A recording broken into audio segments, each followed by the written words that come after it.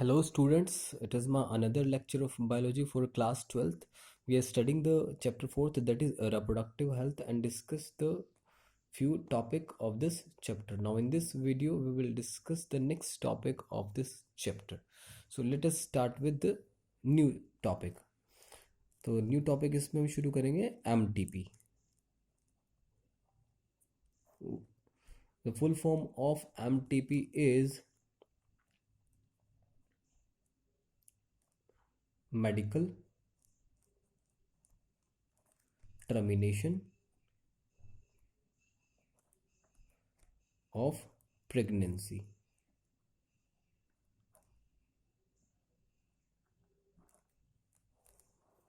Okay या फिर simply कहें तो abortion.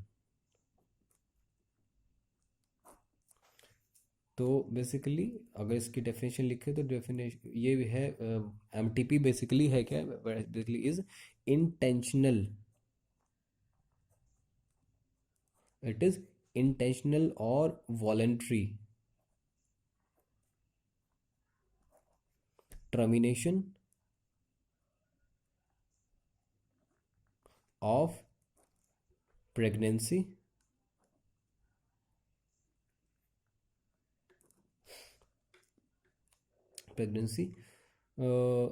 before full term is called MTP. तो इसमें क्या है कि जो भी कोई एम्ब्रियो है उसको, एम्ब्रियो या फिर फीटस के फुली मैच्योर होने से पहले, फुली उसके डेवलप होने से पहले उसको टर्मिनेट करने की जो अपनी इच्छा से वॉलेंट्री उसको टर्मिनेट करने का जो मेथड है उसको मेडिकल टर्मिनेशन प्रेगनेंसी कहते हैं, फिर अबॉर्शन कहते हैं. ठीक है. अब ये जो MTP है ये क्यों कर रहे हैं, ठीक है, जैसे कि पहले हमने कहा कि इंटेंशनली, लेकिन फिर उसकी क्या वजह है MTP, वाई MTP. तो MTP है कि कई बार जो अनवांटेड प्रेगनेंसी है उनसे उनसे बचने के लिए, टू गेट रिड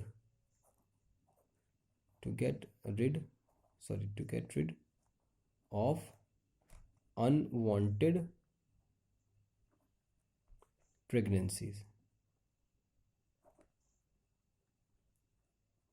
ठीक है. अनवांटेड प्रेगनेंसी, सपोज करो कि कोई मेल और फीमेल है और सेक्सुअल इंटरकोर्स हुआ और मतलब किसी तरह के कोई कॉन्ट्रासेप्टिव मेथड उन्होंने यूज़ नहीं किया, तो अगर लगता है कि प्रेगनेंसी हो सकती है और उससे बचना चाहते हैं, तो वो फिर इस तरह के मेथड को यूज़ कर सकते हैं, उनके लिए ये है. और एक और भी इसमें है कि सपोज करो कि कोई मदर है और उसको बेबी होने वाला है, और सपोज करो जो फीटस है वो किसी तरह से डिफेक्टेड है, उसमें किसी तरह का कुछ जेनेटिक प्रॉब्लम है, और वो जेनेटिक प्रॉब्लम या फिर किसी तरह की कोई डिजीज़ है, उस डिजीज़ की वजह से उसको वो डेंजर में है, और सपोज करो फीटस के साथ साथ मदर भी डेंजर में है, तो उस कंडीशन में भी अबॉर्शन कर सकते हैं. Means pregnancy could be harmful or even pregnancy could be harmful or even fatal to mother. Fatal means fetus, mother, or to the fetus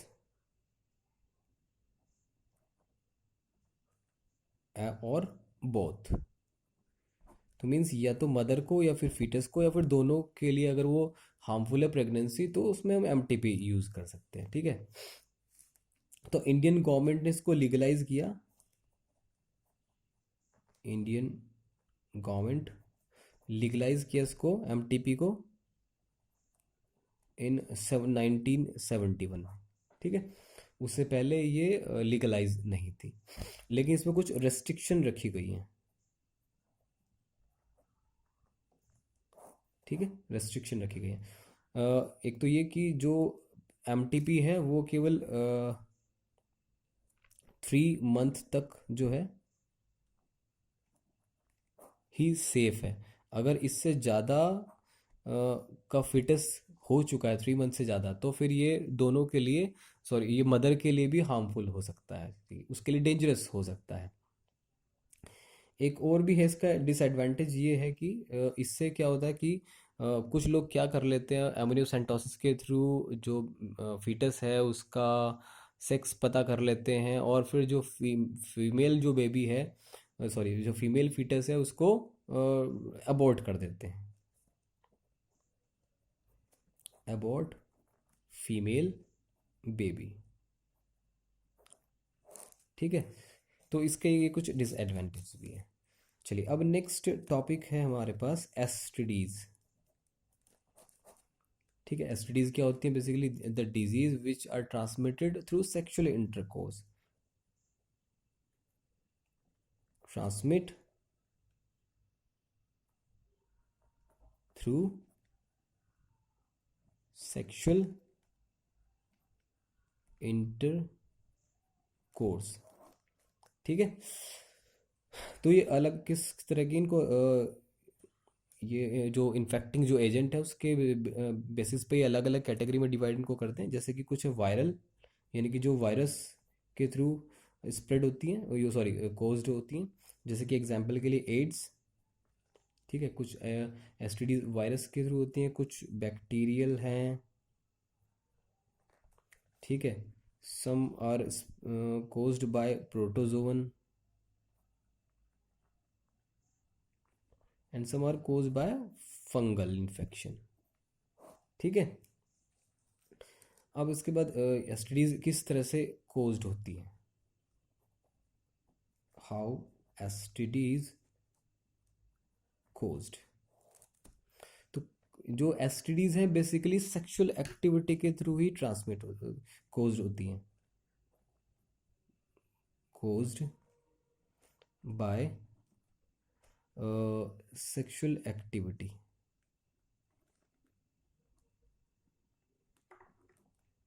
ठीक है,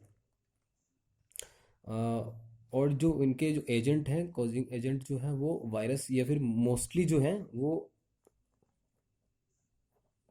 वायरस एंड बैक्टीरिया। ठीक है, अब इसके बाद कुछ एग्जाम्पल ले लेते हैं वायरस एसटीडीज के। टाइप्स ऑफ एसटीडीज, यानी पहले से स्टार्ट करते हैं, टाइप्स ऑफ वेरियस एसटीडीज।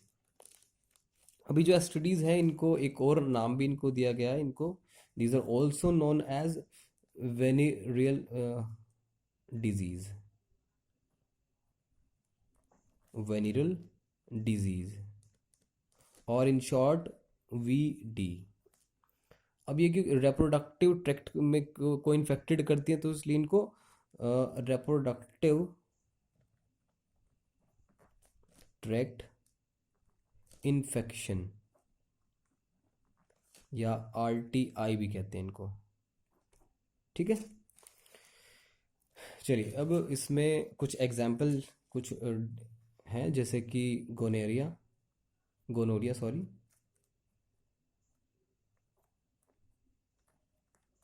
ठीक है, सिफिलिस, ठीक है, जेनेटल हर्पिस,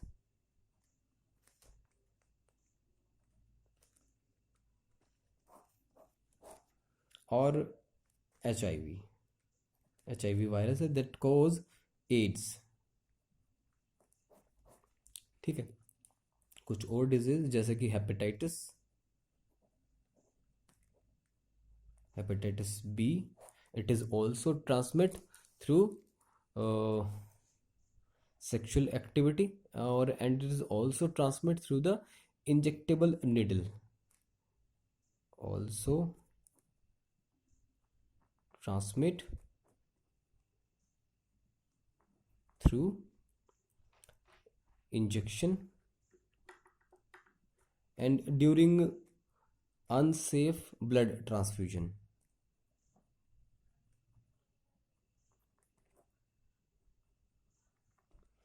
ठीक है। अच्छा, कुछ डिजीज़ ऐसी हैं जो किसी पर्टिकुलर ऑर्गन को करती हैं, जैसे कि कुछ पैल्विक रीजन में जो है उसमें इन्फ्लेमेशन कर देती हैं। तो so the disease pelvic inflammatory disease, यानी कि इन शॉर्ट PID।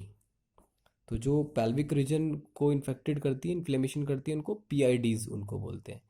कुछ जो स्टडीज़ हैं उनकी वजह से अबॉर्शन भी हो जाता है। ठीक है। कुछ इनफर्टिलिटी भी कॉज कर देती हैं। ठीक है। और कुछ की वजह से कैंसर भी पॉसिबल है। ठीक है। अच्छा, अब इन डिजीज से आपको किस तरह से बचना है, how to prevent from this STDs. तो प्रिवेंट के लिए, इनके लिए सबसे अच्छा तरीका ये है कि आप इनके अर्ली सिम्टम्स को आप इनको डायग्नोज करें और जल्दी से जल्दी किसी डॉक्टर से कंसल्ट करें। सो प्रिवेंशन, तो आप प्रिवेंशन रखें। ठीक है। And early detection, detection and cure. Prevention, सावधानी रखें, अगर फिर भी कुछ हो जाता है तो जल्दी से जल्दी अगर आप सिम्टम को डायग्नोज कर लेते हैं, अर्ली डिटेक्शन आप डिजीज़ का कर लें, और फिर उसके बाद क्योर, डॉक्टर से कंसल्ट करने में उसका ट्रीटमेंट उसका कराएं। ठीक है। अब इसके बाद ये जो एसटीडीज़ हैं तो इनका जो हाई रिस्क है वो किसको है? हाई रिस्क, तो जो 15 to 24 जो एज ग्रुप है वो वो सबसे ज़्यादा इनको हाई रिस्क रहता है। ठीक है। क्योंकि इन इस एज में हमें किसी भी तरह की जो इन डिजीज़ के बारे में ज़्यादा इन्फॉर्मेशन नहीं होती है, तो इजीली इस एज ग्रुप के जो ह्यूमंस हैं वो जल्दी इन्फेक्टेड हो जाते हैं। तो इनसे बचने के लिए हमें क्या करना चाहिए, क्या कुछ तरह के प्रिकॉशन लेने चाहिए? तो अवॉइड सेक्स विद अननोन।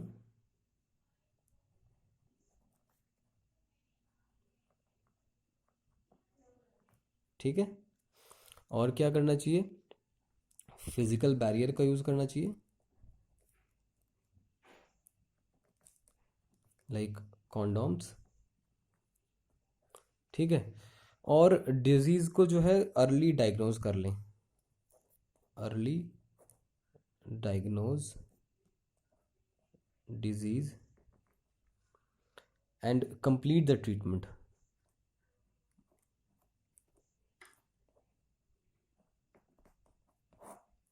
ठीक है। तो ये सब चीज़ें हमें करनी है। ओके। तो फाइनली ये टॉपिक भी हमारा कंप्लीट हो गया। नेक्स्ट वीडियो में हम कुछ नया टॉपिक पढ़ेंगे। ओके। Thank you.